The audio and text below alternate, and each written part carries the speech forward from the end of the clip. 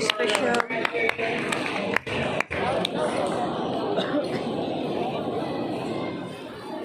Once again, good afternoon everyone. Our graduates, proud parents, supportive families, distinguished Mga guests, graduates of Kuan Special entire School. Red High School community. No? Thank you for being here. It's truly an honor to stand before you on this very special occasion. The 9th graduation, the 11th completion rites. Exactly 22 years ago, on April 1, I graduated from high school in a simple gymnasium at the old campus, as you may know it, in Bangkal.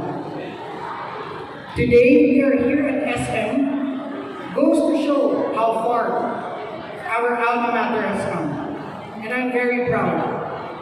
I'm here to give an inspirational message, but seeing our graduates, our competitors, walk here, climb up the stage, get their awards, murag ako man ang na-inspire.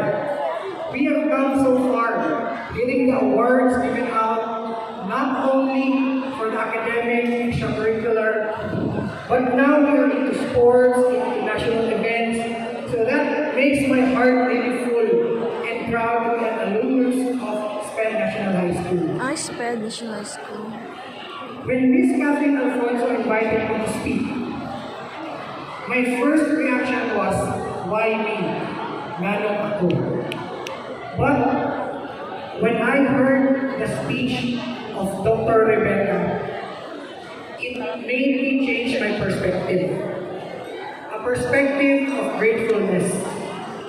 I was living the dream of someone who was still in grade 6.